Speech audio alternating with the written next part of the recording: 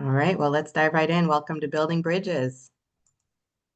This is me. I'm a speech-language pathologist and the founder of East Bay Child Development Center here in San Leandro, California. And we also have our Play Pals Inclusion Preschool on site.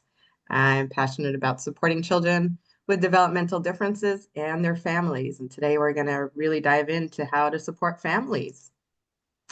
This is our center. It's on East 14th Street. We specialize in early intervention services. We provide developmental support for children with autism and other delays. We offer speech therapy, feeding, behavior therapy, and family support services. We're committed to evidence-based family-centered care. We have community health worker services for those wraparound supports for our families as well. So this is a two-part series, as Leah mentioned. Today is session 1. Session 2 takes place on November 6th, so make sure you have that on your calendar. Today is kind of laying the groundwork. So introducing the concepts, understanding neurodiversity and what families are experiencing, how we build trust and communicate with our families. And then you're going to get some homework to do between now and session 2.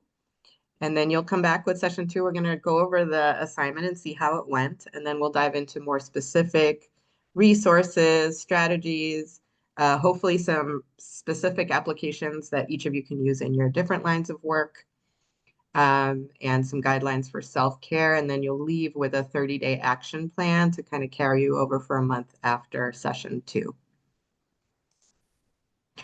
So here's what we're going to cover today.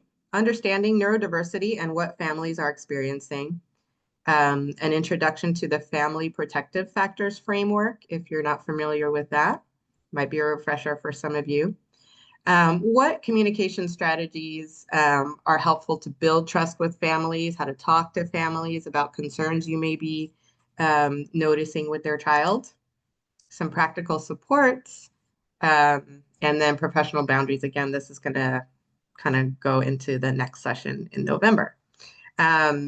Here's what we're not going to cover today: any medical diagnoses or assessment procedures. So how we diagnose kids, how to help children with behavioral challenges or things like that in the classroom, any treatment protocols. So this isn't really going to focus on working with children necessarily. Today's training is more about how to communicate with families, with parents. And there are, lots of other trainings that are provided by First Five and Help Me Grow for managing children, working with children, and we can definitely talk about other resources as well.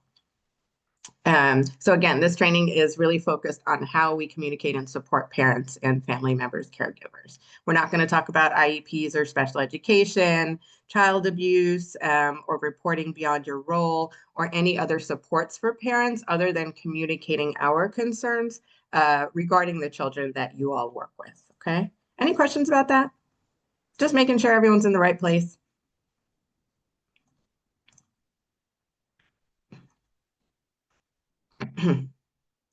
So again, just how you can support families as they navigate their journey with their neurodivergent children. Okay, so who's in the room? This is from the pre-survey, just giving you a sense of who all is here today and what the various roles are. Let's take a minute and type in the chat. If you put other, I'd love to hear what your role is. We've got at least 11 folks here who have a role that is other. All right, looks like we've got some care coordinators. Got it. Behavioral health. Awesome. Keep them coming. Okay, so today we're going to use a tool called Slido. Not sure if anyone's used it before, but it's going to make this an interactive presentation so that everyone here gets to participate in real time by answering questions and sharing your ideas anonymously. And we'll get to see everyone's feedback in real time. It makes it kind of more fun and engaging and responsive to your needs.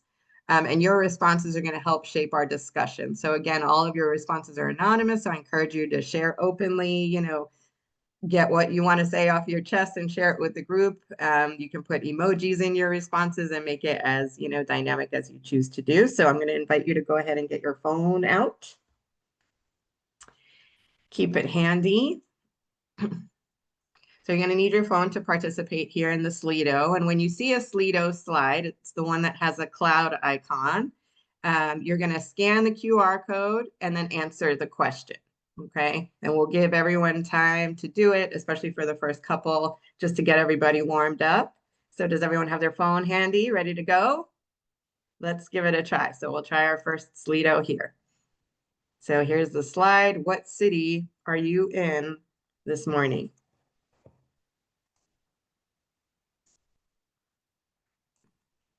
Go ahead and scan the QR code with your phone or type in slido.com and the number.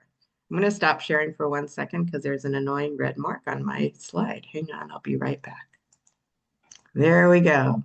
So that's the magic of Slido. You can see how everyone's participating. We got a lot of folks from Fremont this morning, San Leandro and Oakland, South Bay.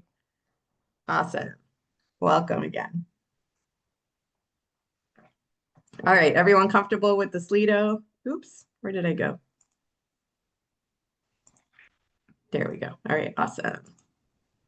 Okay, let's dive in. So what is neurodiversity? Some people have heard this term. People are very familiar, people are not familiar.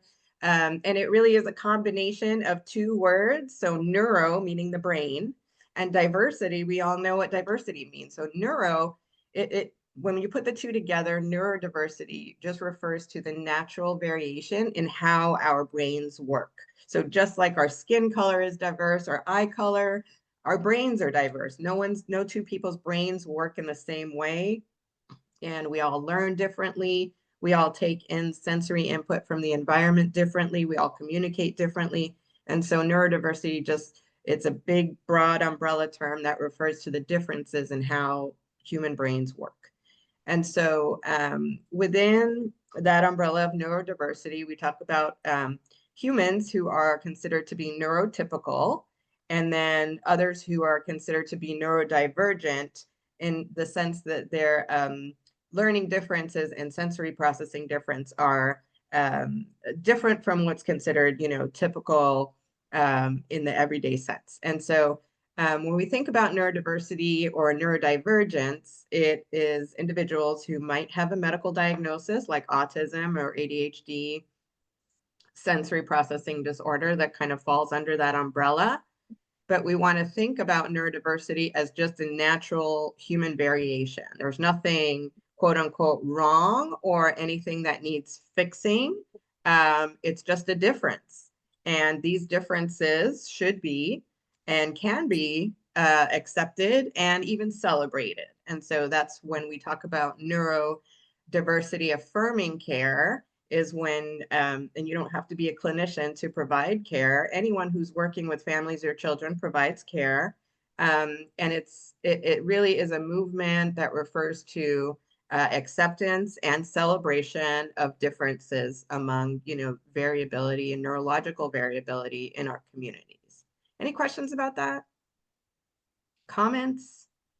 So sometimes we need to shift our mind frame a little bit and move away from this sense of what's wrong with a child into what kind of support or how much support does that child need to kind of be successful in these systems that have been created that aren't necessarily welcoming for children with learning differences. And so moving into this neurodiversity affirming practice, we want to always think about the child's strengths, and that's the place we want to start from. So whenever you're working with or encountering a child, young person, even an adult that has differences, learning differences, behavioral differences, we always want to start with their strengths. So, and every child has strengths. And sometimes, trust me, I know, you have to dig deep to find those strengths. But that is the best place we want to start from, is celebrating those strengths, celebrating those differences, and in doing that, really honoring our families and their children. So understanding autism, so autism spectrum disorder or autism or ASD. It is within that umbrella of neurodivergence, a developmental differences that affects how people communicate and interact with others, process sensory information, how they learn and think, and how they experience and navigate the world. And we know that autism is a spectrum. So every autistic person is unique with their own strengths, challenges, and support needs. Have anyone seen this saying before? I love this saying. It says, if you've met one person with autism, you've only met one person with autism. So that's no two, autistic individuals are alike, and it is a spectrum, and we need to accept and celebrate each person for who they are and the strengths that they bring to the table, rather than classifying, categorizing, putting people in groups or in a box. Base your approach on another autistic individual that you've worked with in the past, for example. It's not going to be the same. We want to consider each individual differently and approach them with curiosity, with an openness and acceptance and celebration. So what can autism look like in young children? And feel free to put a thumbs up in the chat if you've seen these differences in your day-to-day work. So in young children, they may develop language differently. They might be nonverbal. So maybe they use a communication device to speak, or they use sign language or gestures. They might have very advanced language, or they might have the capacity to memorize phrases or lines of script from a favorite cartoon or a movie. So language may develop later or differently or in unique ways. In terms of social interaction, children on the spectrum may prefer parallel play or have different social interaction styles. So they might not want to jump in or have the skills to jump in and engage in play like neurotypical kids can, and they might prefer to play on their own. They may have different eye contact patterns. We already talked about communication differences. Sensory experiences may be different. So what you experience in the world in terms of if you hear a sound or lights, tastes, or smells might affect a child on the spectrum really intensely. And so you might see behaviors that show us that sensory input is too much or it's too intense, versus not enough sensory input. So a child might be bumping into furniture or even hitting or hitting themselves or hitting their head against the wall because they need more sensory input and they're trying to get that from their environment. They're not getting enough. So child may also have unique ways of exploring the environment. You might notice a child that wants to put a toy really close to their eye and inspect it very closely, like looking at the wheels on a car very close to their eye. So these are just differences. They're not wrong ways of engaging with the environment, but they're different, okay? Other interests and behaviors. So children on the spectrum may have really deep focused interests. We have kids who come to our center who are really super interested in dinosaurs and they want to learn everything. They know every, type and breed and model of dinosaurs, even ones with really long words and complicated names. They may have an intense preference for routines and predictability. And if we veer away from that routine, they can get very upset. They may have an interest or desire for repetitive movements or actions like hand flapping or jumping or spinning. And these are ways that regulate the child's body and helps the child ground themselves in space, and also helps the child control their environment in many ways, because if the environment is not set up to meet the child's needs, the child has to find ways to regulate it for themselves. And then they also can often have creative and detailed thinking patterns that are different from what you would typically expect from a child of the same age. So again, remember, these are not deficits. These are just different ways of experiencing and interacting with the world.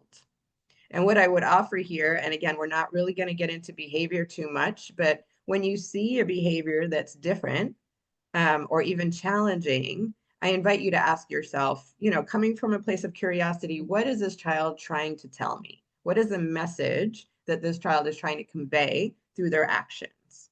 Because we know that, little ones can't always tell us, or they don't have the skills or the language to explain or express what they're going through. They don't even know what they're going through. They're just trying their best to regulate or control their environment in a way that feels appropriate to them. So the question for you as a provider, as the adult, is to ask yourself, what is a child trying to tell me?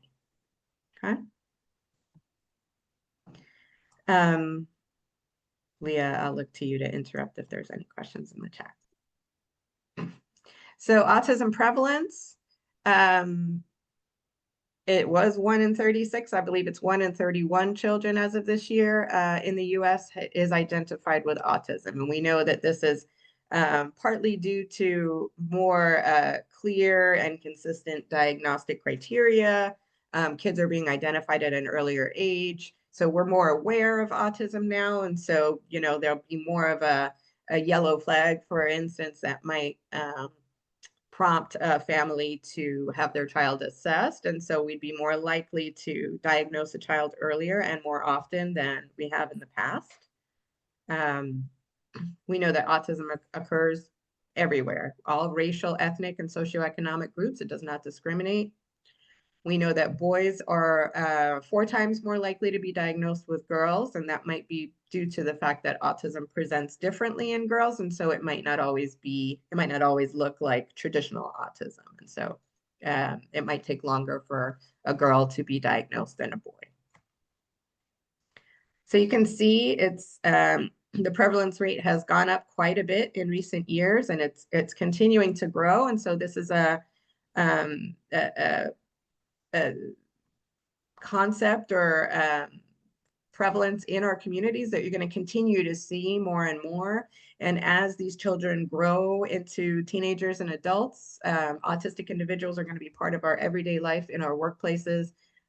You're going to encounter folks who are different than you, and it's important to learn how to engage, accept, celebrate differences, not discriminate, and teach our kids to do the same. What causes autism? We still don't know. And I can tell you it's not Tylenol. That's recently been in the news. Research is happening all the time. And what we do know is that it's a complex combination of both genetic and environmental factors, and how those two factors kind of interact to cause autism to come about. And it's, we know that there are different things in our environment now, like microplastics, nanoplastics, things in the food, artificial food coloring, processed food, toxins in our water, in our air, all of that. It's got to have some effect, but there's so much that it's virtually impossible to pinpoint, specific environmental factors. And then we also know that there is a genetic component because we've seen, family members who have it, and it tends to occur in families. But here's what we don't know. It's not caused by bad parenting. It's not caused by vaccines, and it's not caused by eating any one particular type or types of food.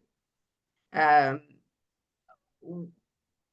encountered many families who are scared to vaccinate their children because what they've seen, or they've seen in family members or friends, for example, or heard on the internet, is that my child was developing just fine. They were talking, developing language, saying mama, dada, and labeling things in their environment.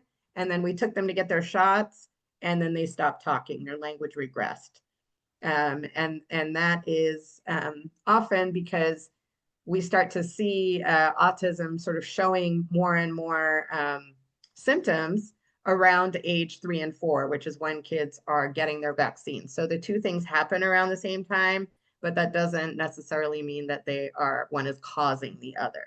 Okay, so the saying goes, correlation is not causation.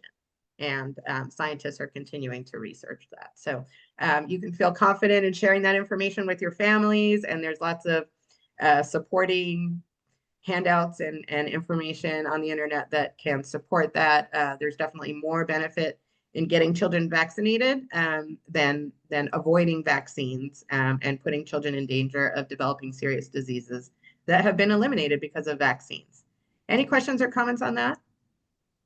So we did have a question from Jenny about what are some differences in presentation of autism for boys and girls? Great question.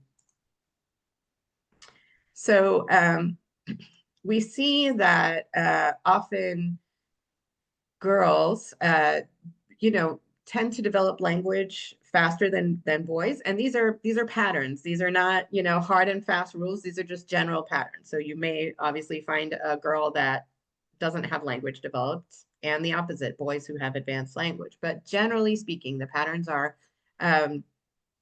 girls tend to develop language faster, and so you might encounter a girl that is has language, can engage socially, and just kind of appears to fit in, but then is having trouble with social engagement. And so that girl might just be labeled as shy or awkward, and is not demonstrating all of the maybe kind of rigid, I guess, behaviors that some boys focus on. Or girls might be better at masking some of those stimulatory behaviors like hand flapping that might look more like spinning or wandering around the room. There's no hard and fast, but I know I'm not explaining this well. Let me get more information on that, and I'll provide a more clear answer. Any other questions? Nope, that's it for All right, let's continue on.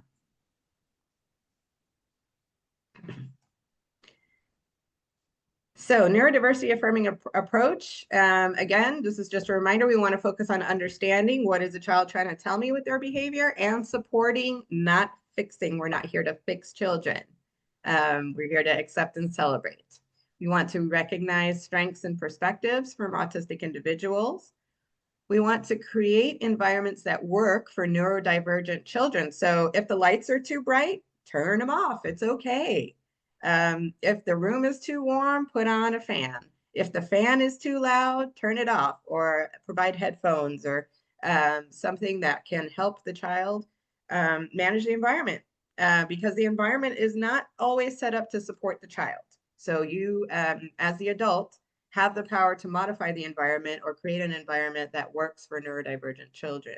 You can provide fidget toys or something for a child to keep in their hands to keep them busy or keep them grounded.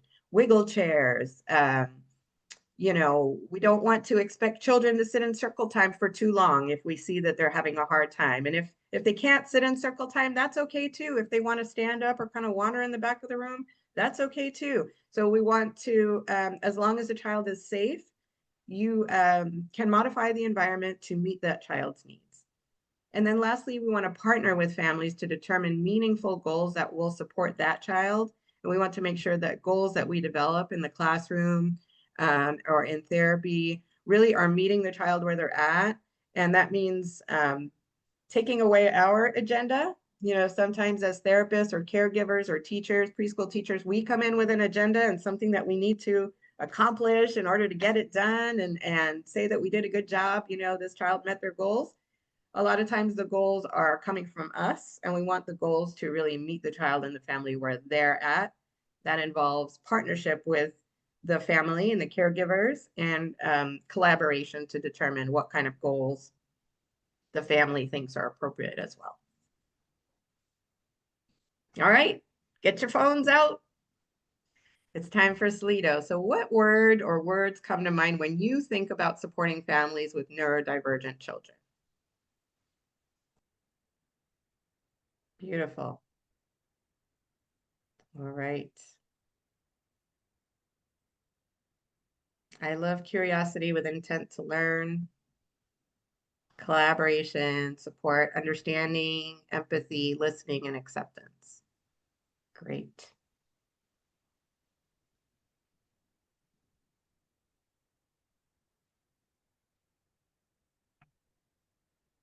I'm going to go back and answer the question here. I just had to look up a coherent answer. The differences in how girls present over boys is that we tend to see girls are able to sort of camouflage, or it's called masking or compensate. And this is considered a conscious or even unconscious suppression of natural autistic responses. So girls tend to hide or control the behaviors associated with autism that may be viewed as inappropriate in situations. I hope that answers the question. All right, let's continue on. Okay, so show of hands in the chat or thumbs up if you're familiar with family protective factors. If you're in the early childhood space, this is a common theme that I've been seeing come up lately. Family protective factors, and these are 5 conditions in families and communities that really do promote the health, safety, and well-being development of children and families. And so when we see that families are tied into or have these factors in place, they're more likely to be healthy. And healthy is a very broad term, right? Physically healthy, psychologically healthy, feeling safe, feeling well, and better able to handle the challenges that come with raising children. So let's go through them. The first one is parental resilience. And this is how well parents or caregivers, I'm going to say parents, but I mean, know that I mean caregivers. That can mean step parents, grandparents, aunts and uncles, friends, anyone who is involved with raising a child. So I'll just use the term parent, but know that it means the broader caregiver spectrum here. So resilience in parenting refers to being able to manage stress and being able to function well, being able to bounce back when we as adults encounter day-to-day stresses, and we know that they come relentlessly, even if you don't have kids, right? Just life be lifing, and we have to be able to have some level of resilience that allows us to manage stress effectively and be able to bounce back and carry on when we're faced with stressful events or factors in day-to-day life. So that's parental resilience. Number 2 is social connections. And that means that you have people in your community that you can lean on if, for example, you had an emergency and you needed to call someone for help, or you needed to just take a break and have someone watch your child so you could take a hot bath. And that you have maybe a mom group that you can go and commiserate with about struggles with breastfeeding or your new baby not sleeping through the night. So having those social connections in the community, and that can be family too. So any kind of social connection. It could be other parents at your child's preschool. It could be folks at your church or your mosque who have formed social networks with you where you feel supported somehow in your community. Number 3 is knowledge and understanding of parenting and child development, so that as a parent, you can understand and respond to your child's needs. And we know that a lot of families that we work with, there's no manual in parenting. We're not trained to be parents. A lot of this knowledge is passed down from our parents. Maybe it's what we've watched when we were growing up from our parents. This knowledge is passed down, and maybe that knowledge was not healthy knowledge, or there, maybe challenges that you've experienced or trauma that you've experienced, growing up, and we want to avoid that, those patterns of behavior being perpetuated or passed down to the next generation. So knowledge and understanding of how to parent and child development, what that looks like, healthy child development, is so important. Number 4 is concrete support in times of need. So knowing who to turn to if you need something is so important. Access to resources and services to support you as the adult and also for your child. And then lastly, the social and emotional competence of children. And this is taught through school, preschool, therapy, any kind of intervention. And by intervention, I mean school or preschool. It doesn't have to be like therapeutic intervention, but any way that children learn and improve their ability to interact and communicate with other children and with other adults. So these are the 5 family protective factors. So why this framework works? It is relationship centered. And the saying goes, it takes a village to raise a child. Everyone's familiar with that. And we know that it does, right? It's so hard to parent and challenging to raise a child in a bubble where you don't have support and you don't have a community supporting to raise that child. We all need a village to raise our children. And so you know, that would be a great place to start, is asking a family, you know, who's in your life that do you feel supported? You know, who can help if you're tired or you need a break? Do you have, you know, family supports or community supports? That's a great place to start, is understanding, are they parenting alone, or do they have a network or community that's helping to raise that child, and then in turn to support the adult that's raising the child. The framework is evidence-based, so research does show that these factors do reduce stress and ultimately improve outcomes in child development. They're universal. The framework benefits all families, including and especially those with neurodivergent children, and it's actionable. So it gives you, as the support person, concrete ways to support families in your role by understanding, you know, which of these protective factors are strong for this family and which are not as strong. And so where does this family, this caregiver, need more support boosting up those factors? How this ties in with neurodiversity is that families with neurodivergent children benefit from all 5 protective factors, but they may need even extra support to build and maintain them while navigating additional systems and challenges. Okay, that's a lot of words. Let's put this into action. Here's a case study about the Martinez family. So here's some background. Maria Martinez is a single mother of 3-year-old Diego. She works full-time as a manager at Target, and Diego attends your early learning program.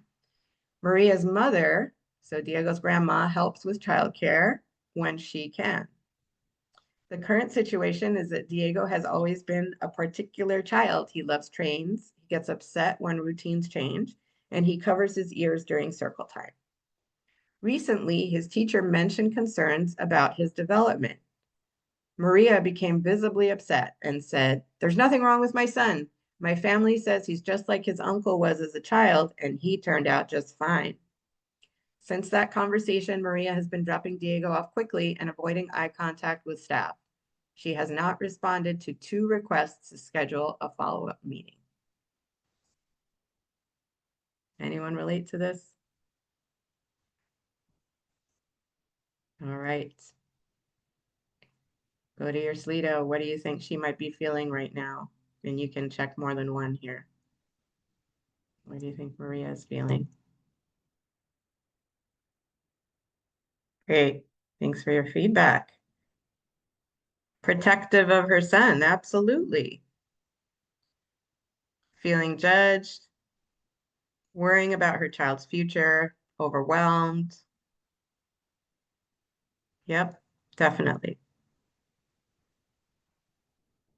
Thanks for your responses. So of the 5 protective factors, which ones do you think might be present? So which ones does she already have in place?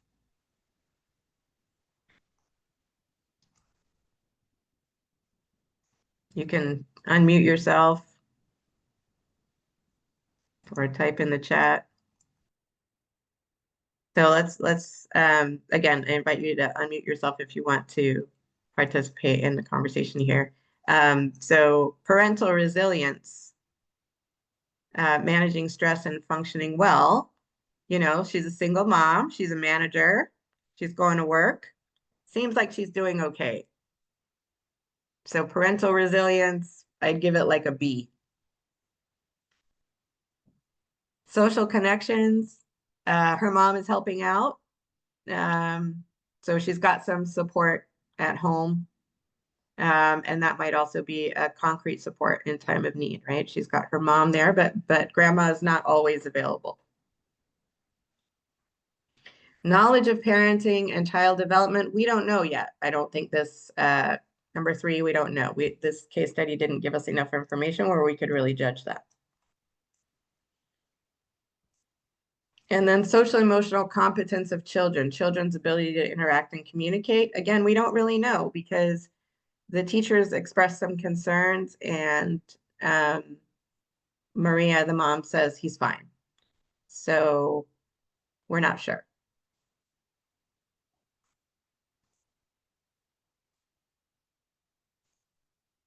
Okay, let's take a quick 5-minute break and we'll come back and talk about the Martinez family some more.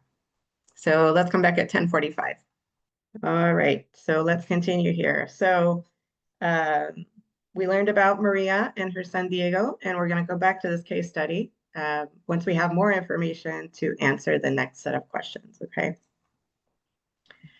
So part 2 here, building trust and communication so that you can effectively start building those bridges with families to provide support and improve communication.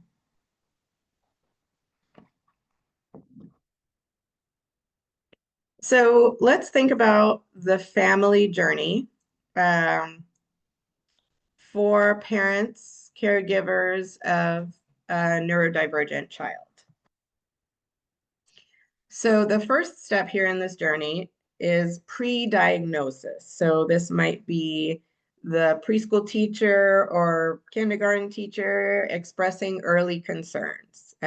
This might happen at a parent-teacher conference or an SST meeting, maybe an initial IEP meeting, any kind of just sort of preliminary encounter that a care provider might express their early concerns with the parent. Or also, the parent might be noticing some differences in their child. The parent might notice it themselves. Maybe a family member or a friend might express some concerns. Either way, concerns are being raised. There's some yellow, orange, red flags happening that are coming about. The family might be seeking answers, right? What's going on? Are these concerns founded, unfounded? There's a lot of uncertainty. So there's a lot of gray area. No one really knows. It's all sort of like, what's going on with our kiddo? And then ideally, the family will move from this pre-diagnosis phase to diagnosis and evaluation. So somehow they will get to diagnosis and evaluation. And the pediatrician is also a key player in this process. So the family might go back to their pediatrician. The pediatrician might be the one expressing concerns even, or, the school, lots of different places where these concerns might come from, or the family themselves might go to the doctor's appointment for a child's checkup and say, we're concerned about our son. He is showing some behaviors. The teacher has expressed some concerns. Or what I've seen through my career as a speech pathologist is that one of the most salient features is that a child is not talking. So their language is not developing.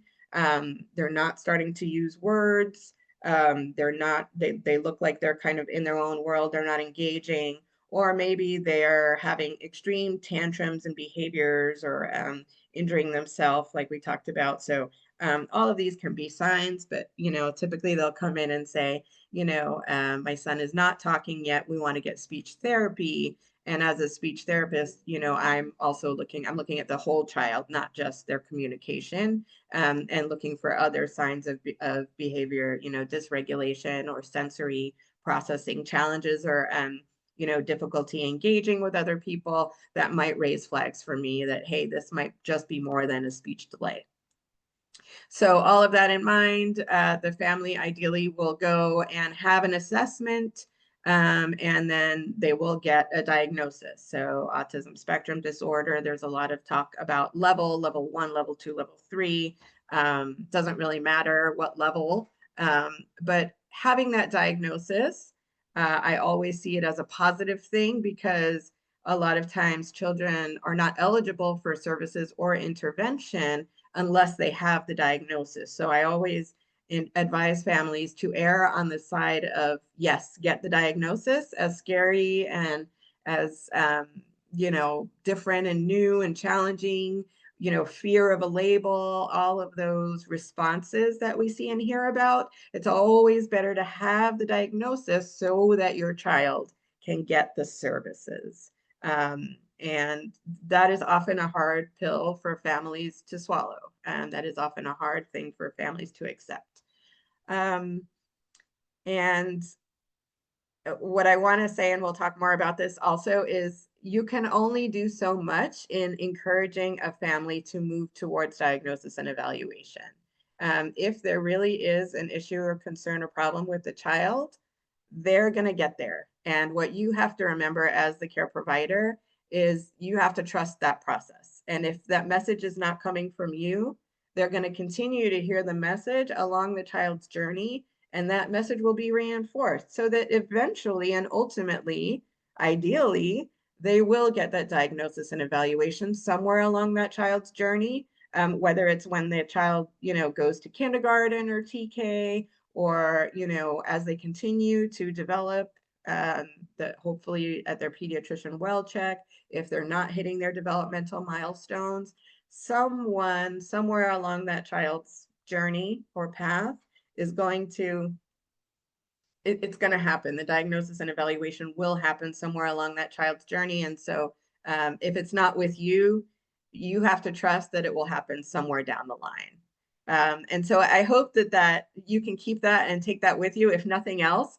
that even if your attempts, your good-hearted, best intention efforts do not land with this particular family or any particular family, somewhere along the line, trust that it will from somewhere else.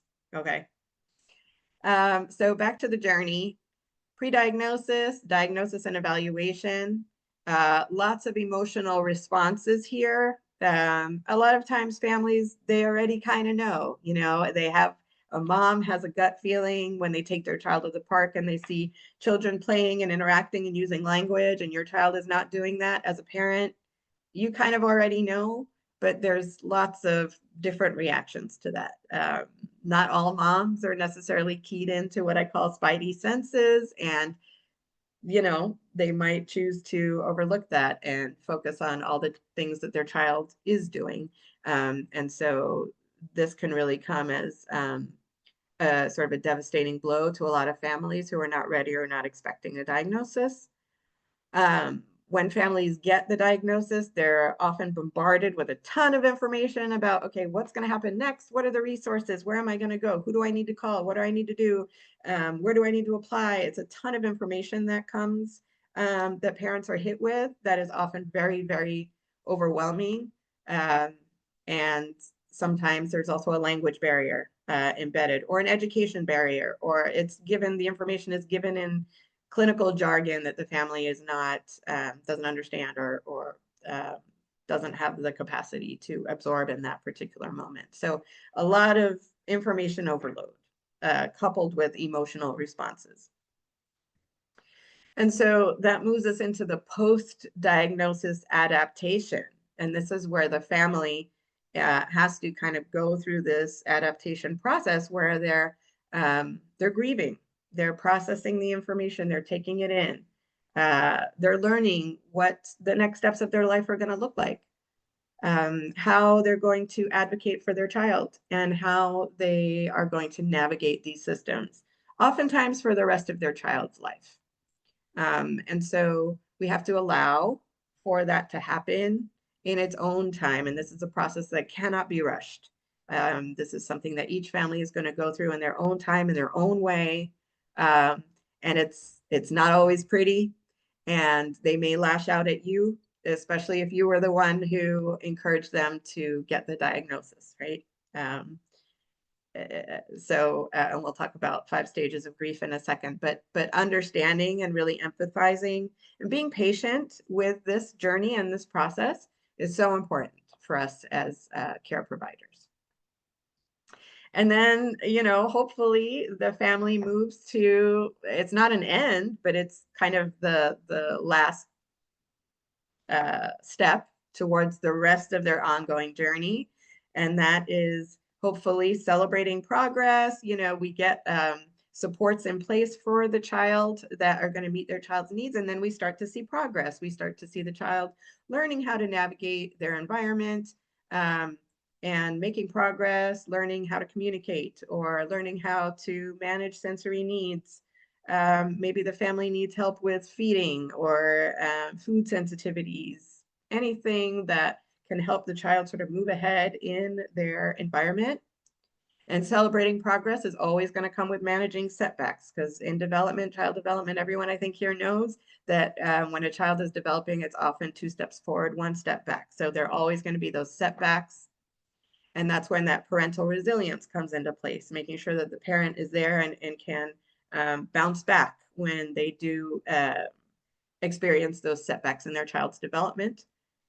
And then planning for transitions, because oftentimes this whole process starts all over again when a child is transitioning from preschool to kindergarten, from elementary school to middle school, from middle school to high school, and then from high school out into the workforce. So every time the child transitions to a different phase, to a different school, a different teacher, there may be setbacks or changes or newness that family has to navigate in getting the child to a safe space for the next phase of their life.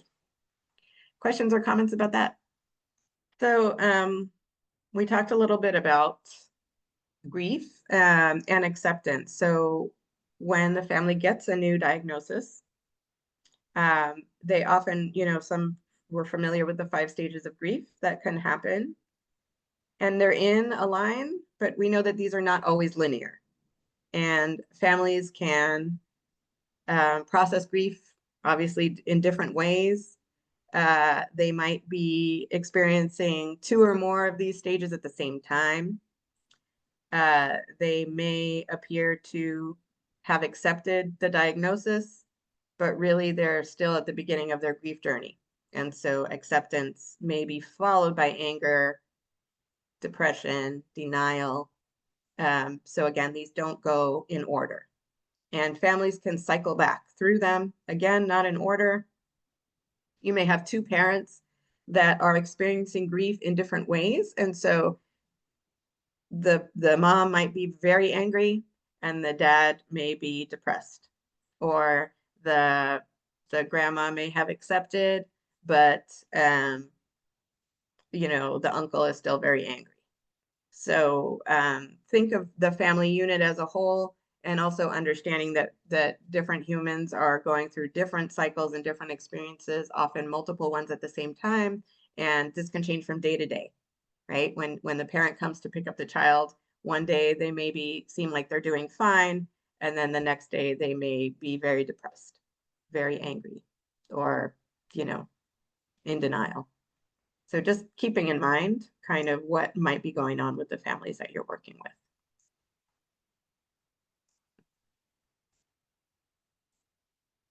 So again, feeling overwhelmed by information and recommendation. So too much information too soon. I'm overwhelmed. I don't know where to start.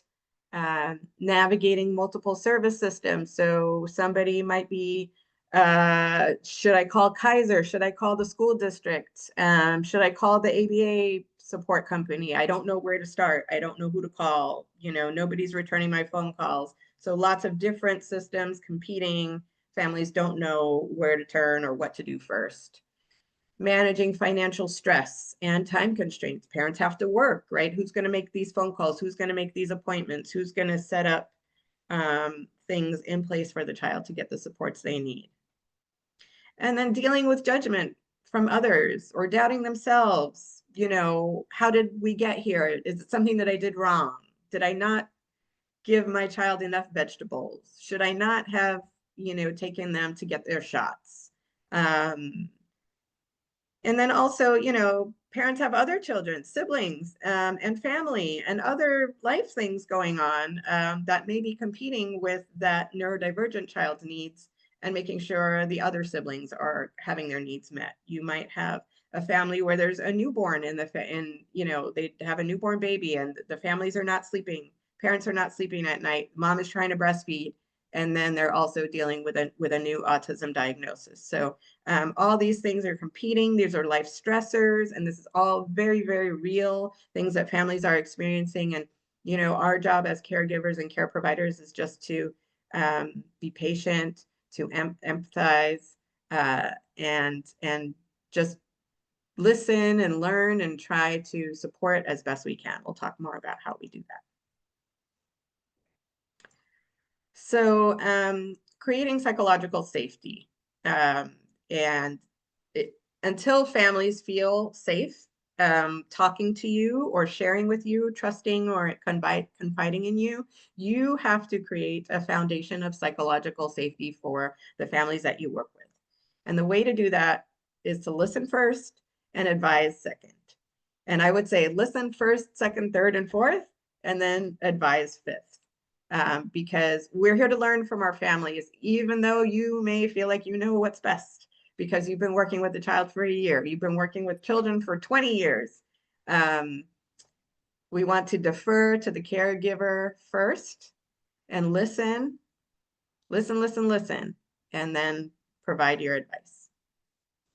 We want to come from a place of cultural humility, by which we recognize how culture influences perspectives on neurodiversity, especially if you're coming from a different culture than the family, because you might not know or understand where that family is coming from or what their culture, their religious background, their community, their ethnicity, what their perspective is on neurodiversity. Even if you're from the same culture as the person, it may also be different. There's often an old school and new school perspective within the same culture. So just being aware of that and learning where the family is coming from by listening. And then lastly, most importantly, taking a non-judgmental stance. So avoiding assumptions about family choices or priorities. We're not here to judge. We're absolutely it's not appropriate to judge any family's choice. Families are free to do and choose whatever they want. Again, if they are not going with what you're recommending, shrug emoji, right? That's their choice. That is their right. All you can do is listen, give your best advice. It's up to the family whether or not they choose to follow what you're recommending. And trust that process, that further down the line, if there is truly a need, they're going to keep hearing the same message from other people, and hopefully eventually the child will get diagnosis and get the care that they need. I think as providers, we often feel a sense of urgency, especially when we understand the importance of early intervention. And that is absolutely true and well-founded, right? We know that when kids get care early, when they get diagnosed early, they get that early intervention, the outcomes are going to be better. We all know that. But parents are not always on board with us. And so, listening, sharing that information, and then just letting it play out the way it's going to play out and letting go of the outcome. Okay. So a little bit more here about communication, and then we'll get back to Maria's case study. So here are the things that you can do. Ask open-ended questions. So how can we best support Mateo? And listen to what the parent says, right? So open-ended. Share your observations without interpretation. So I noticed that rather than he can't, okay? And we want to start with a place of strengths. What are the things that the child is great at? What are great things that you're noticing? What are strengths that you're noticing about the child? Always lead with that, because then you're more likely to get buy-in from the parent or caregiver than if you start with, he can't recognize letters, or he can't talk.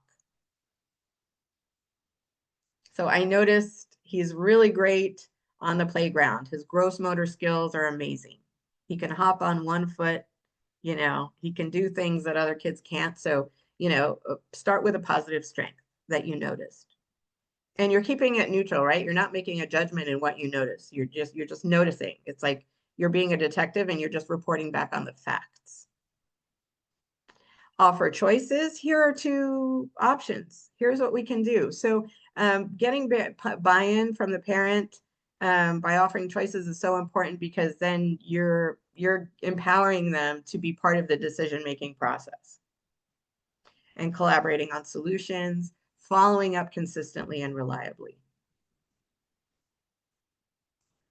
Here are some things to avoid. Comparing children to neurotypical peers.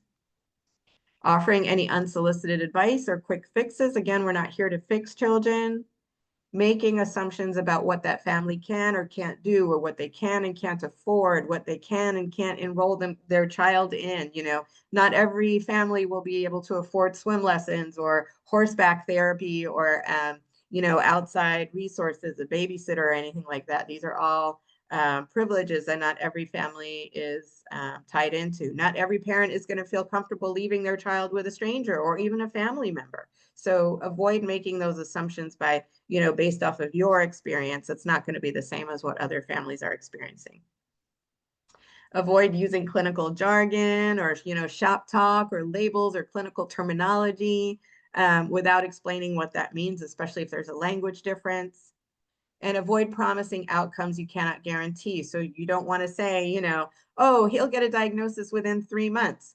I know the wait is long, but I'm sure he'll get diagnosed within 3 months. You don't want to promise that, because you have no control over that timeline. We know that parents do often have to wait a long time to get that diagnosis. So you could say something like, this process may take a while. So to kind of set up expectations, but don't promise what the outcome is going to be. Or, you should get him diagnosed. I'm pretty sure he won't be found to be on the spectrum. Or, I don't think he has autism. Don't make those claims, because you're not the one assessing, and you don't want to set up incorrect or inappropriate expectations for the family. Okay. All right, let's get back to the Martinez family. So here in yellow, we have the actual words that the teacher said. Okay, so rather than just expressing concerns, here's what the teacher said. So recently, the teacher said to Maria at pickup, "We're concerned about Diego's development. He's not doing what the other kids his age are doing, and he really should be talking more by now. I think he needs to be evaluated." Cringe. All right. What did you notice there? So from what we know now about communicating with parents, I hate to use the word mistakes, but what did you notice there in what the teacher said? Wrong instead of strong. I love that. Yeah. So we're seeing assumptions, comparing.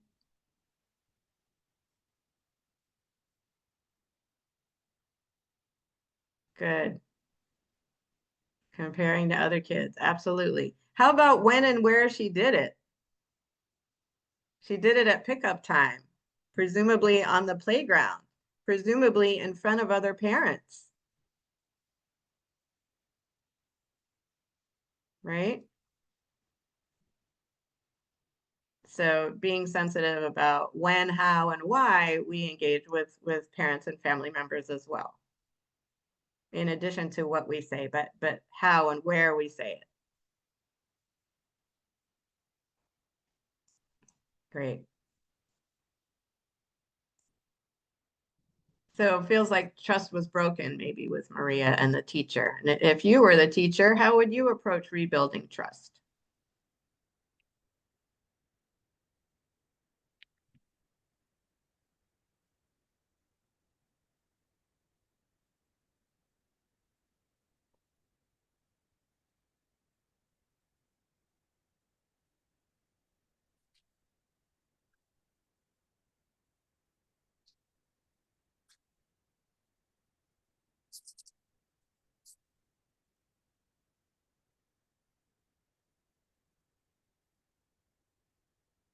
Great.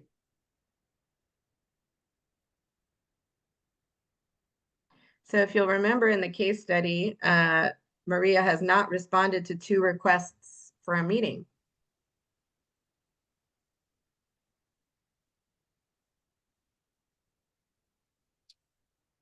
What can we do in that situation if the parent is not responding to requests for a meeting?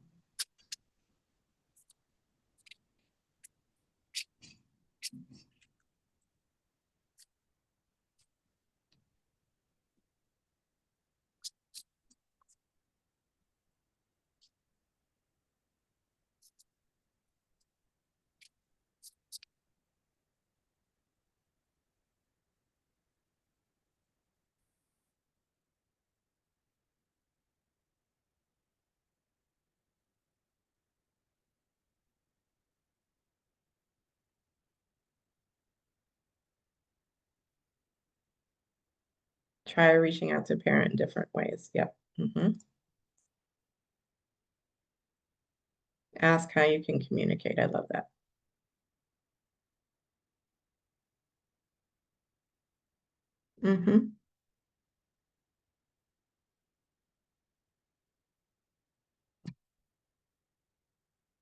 Any other thoughts?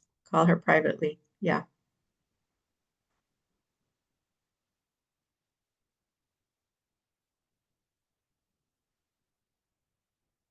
Beautiful.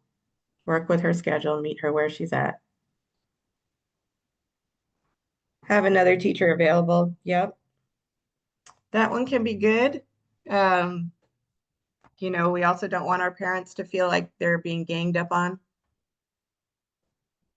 So sometimes it's just an issue of giving time, allowing time for the parent to kind of circle back when they're ready.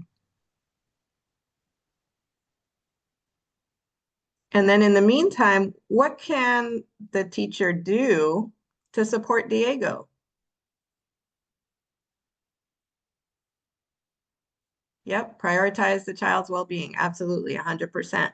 That is the one thing that the teacher can control, right? She can't control how the parent is going to react. None of us can control how other humans are going to react when we bring up a topic. Adjust the environment to meet his needs 100%. Who said that? A+. Good job. So adjusting the environment, that is the one thing we as caregivers can control, is the environment. Adjusting the environment to meet his needs. Absolutely, 100%. That is the one thing you can do. Yeah, some research on his behaviors, how to support kids with those behaviors. The internet is a wealth of information. There are tons of strategies and tools and supports that you can try. Absolutely. So we focus on the child. Awesome. Thanks for your participation there. Great answers and responses. Any other questions or comments on that? Feel free to unmute yourself or type in the chat. All right. I want to talk about intention versus impact. You guys familiar with this? So let's talk about the teacher's intention. Was her intention positive? Yes, absolutely. She wanted to help Diego get the support that he needs. And here's Diego. He's the cutest. Look at him. She cares about his development. She thought that early intervention was important. She thinks that it is, right? And she believed that she was doing the right thing. So this is her intention. She had positive intentions. She meant well. So that's the intention. When we compare that to the impact was not so good. So the actual impact, Maria felt judged. She felt defensive. The trust was broken. Maybe the relationship was broken. The family ended up withdrawing from the program. And Diego's access to support was delayed, not accelerated. So communication was shut down instead of opening up. So often, no matter how positive and great your intention is, the impact does not always match. You know, what ends up happening is not always positive. And again, just a reminder to be kind and gentle with yourself, that we all know that our intentions are good. Just take a step back before you dive in with parents and think about, doing this in a mindful way that honors and celebrates families. But no matter what, no matter how compassionate or patient or how you follow these recommendations to the T, there is always space for impact to be different than what your intention is. And this happens all the time. Allow yourself grace. This is part of the process, that your positive intention is not always going to be well received. And that's sort of the nature of the beast oftentimes. Hopefully the more you do this, the impact is more positive than negative, but there's always going to be negative impact. That's just the nature of the beast when you're working with humans. And that's okay. I think accepting that that's part of the process, and again, trusting the process that, if Diego is enrolled in another program down the line, that someone else will intervene and try to support the parent in a different way or in another way. And maybe the parent might be better equipped to receive that information down the line. Maybe, okay, this might raise a flag with the parent, like, okay, I've already heard this before. And maybe by bringing it up, the first teacher planted a seed in Maria where she wasn't really able to process the information at the time. She got defensive. She pulled him out of the program. But in the back of her mind, she already kind of knew or suspected that something was different. And then that prompted her to be more resilient when the next caregiver tried to share information about Diego's development, so that she was more ready to accept that news than she was the first time around, right? So intention versus impact. Good intentions do not guarantee good outcomes. How we say something matters just as much as what we say. Again, if you come at it from a place of deficit instead of strengths, that's immediately going to set up defensiveness.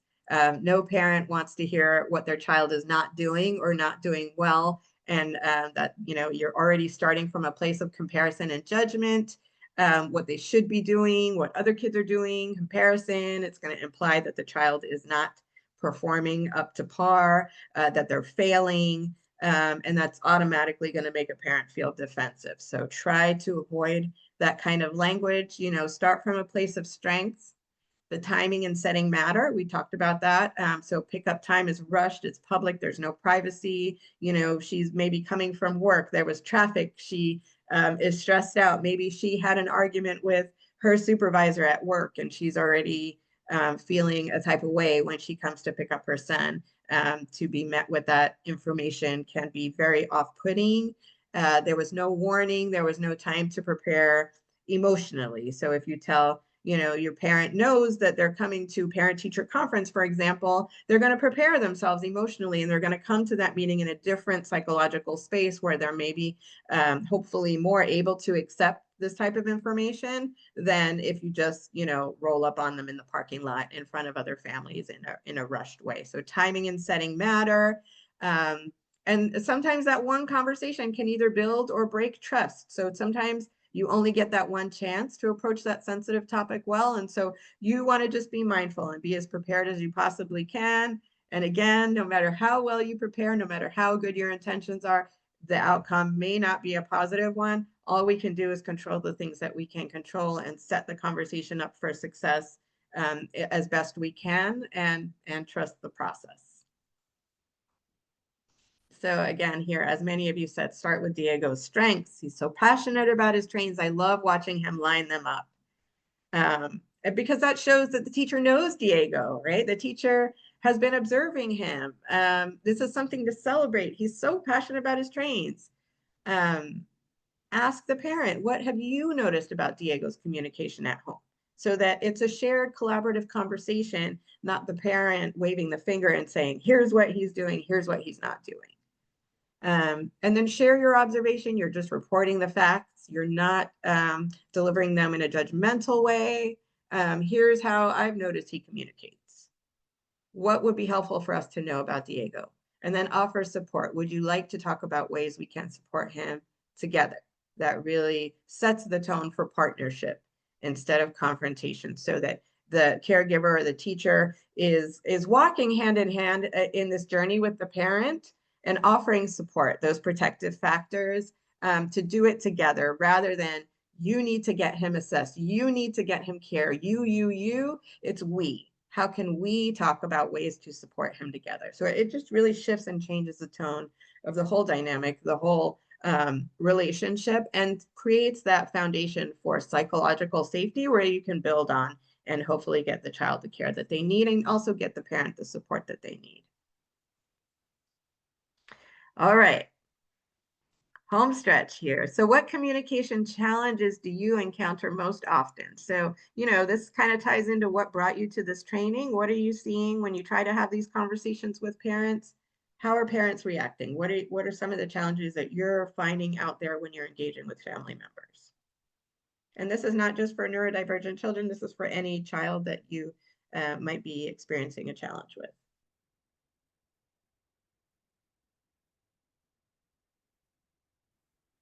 All right, so the top contender, families seem defensive or distrustful,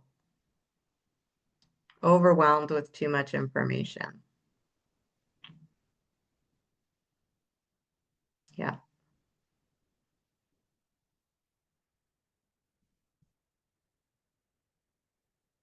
Thank you for your responses. So here's more tips here. When families are in denial, quote unquote denial, you can focus on the child's strengths while gently sharing observations.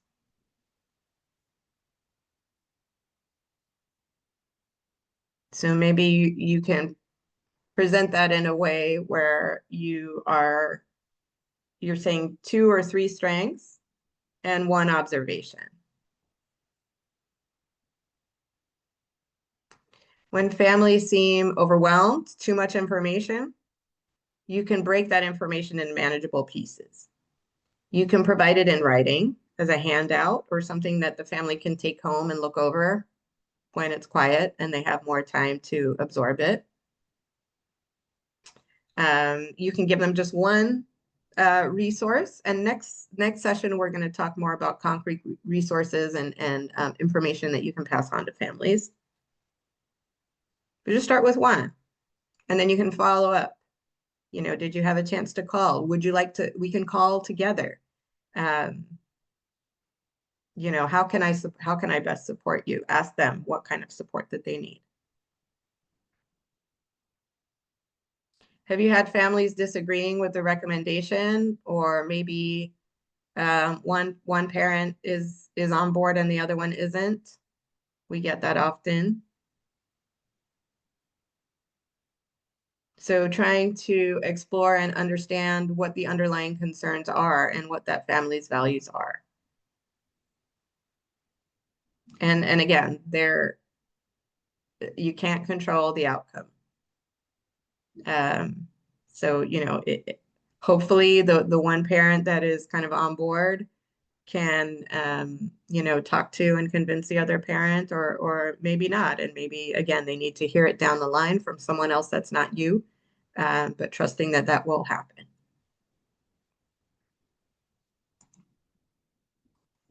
All right, so hopefully you've got some new tools in your toolkit that you can try with your families today. Start today. What is one that feels most within reach for you and something that you can start trying, as quickly as today or tomorrow or next week? So what's the one that feels most within reach for you?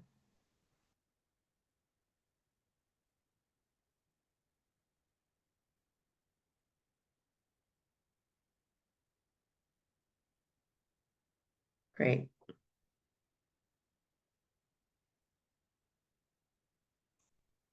Questions, comments, feedback? All right, so next steps, just Oh, to we wrap got up a here. Oh, question. yes, of course.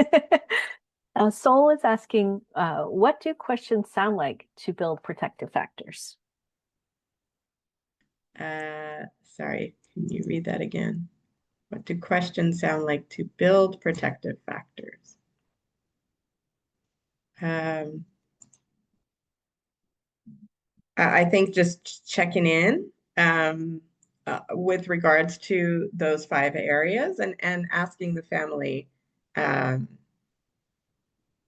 where are some areas they could use more support. So keeping it open-ended rather than putting it in a way like, do you have family around? Do you have friends? And you know, those could be follow-up questions, but just leaving it open-ended.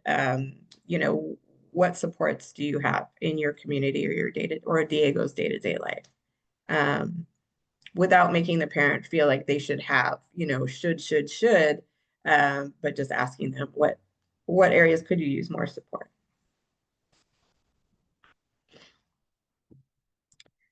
Okay, so wrap up here. Any more questions real quick?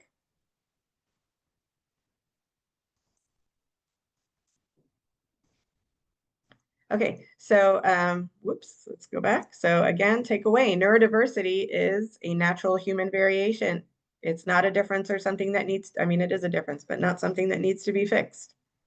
The family protective factors guide our support and provide a framework for you guys as caregivers and family supporters to understand the types of what families need in order to be healthy and successful.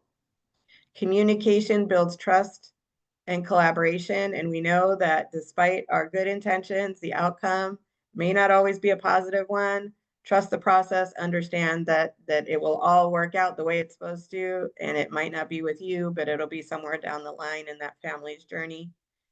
Remembering that what parents are going through when they're getting a new diagnosis within the context of their day-to-day life challenges and struggles, and being patient, listening, um, approaching the situation with humility, and just listen, ask questions, and focus on that child's strengths.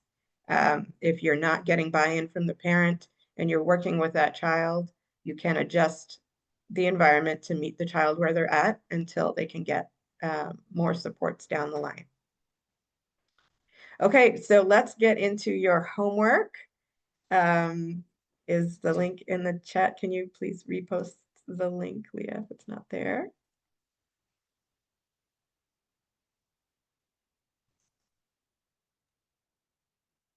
Should be. Okay, there it is. So the intersession assignment is there. It's a PDF that I invite you to download. You can do it now. It'll take a minute for you to download that the assignment. And so really what I want you to do is to observe and document one positive family interaction using the handout that was provided. And someone says they can't open it. We want to take what we have learned today and use it when we're observing conversations that someone might be having with a family. So this might be a conversation that you're having with a family or someone else, a colleague, someone else on your team, a conversation between a caregiver and a family parent. And note your observations about how it went using what we've talked about today. Questions about that?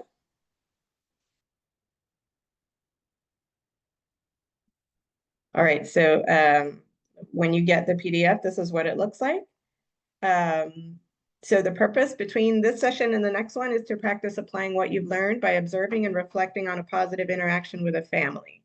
So we want to identify effective communication strategies that you are already using or someone that you observe, and areas for growth. So it could be one positive family interaction during your regular work, like a conversation during a home visit, check-in during a program activity, a brief interaction at pickup or drop off, a phone call, Any other family contact in your role or something that you observe, again, either it's a conversation you're having or one that you observe someone else having.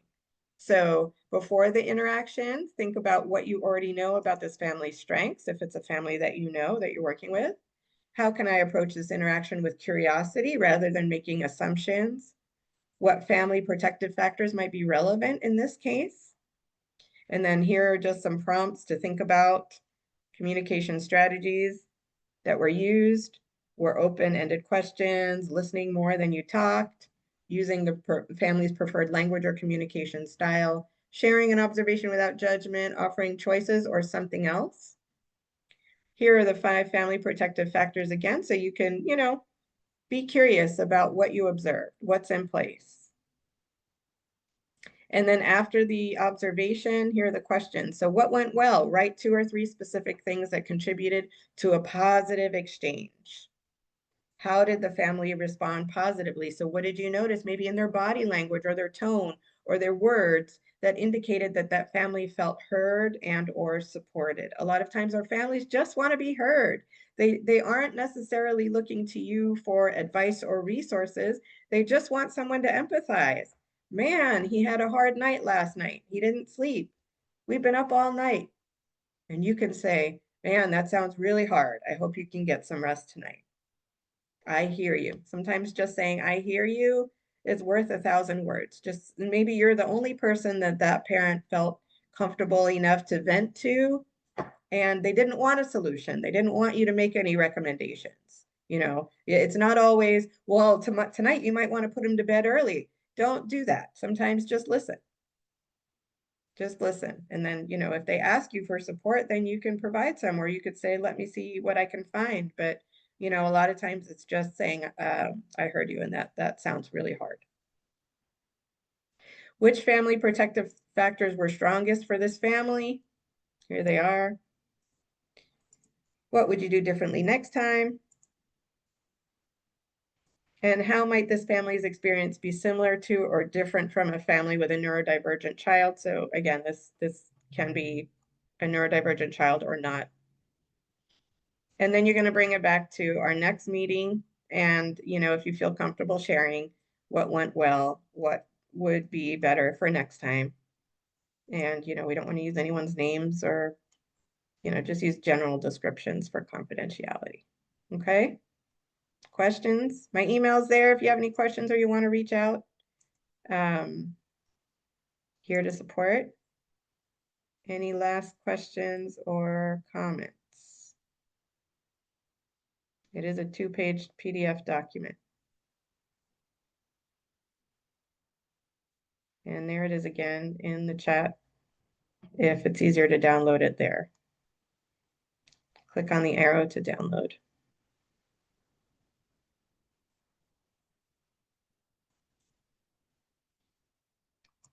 All right, I'll be here for another 5-10 minutes if folks have questions or comments. Otherwise, thanks for joining us this morning, and we'll see you at the next one. Have a great weekend. Thank you so much. Very welcome. Thank you. Thank you, Claire, for such a great session. We really appreciate working with you. We love working with you. Thanks, everyone, for joining us today. I'll be sending out the link to the evaluation in the afternoon.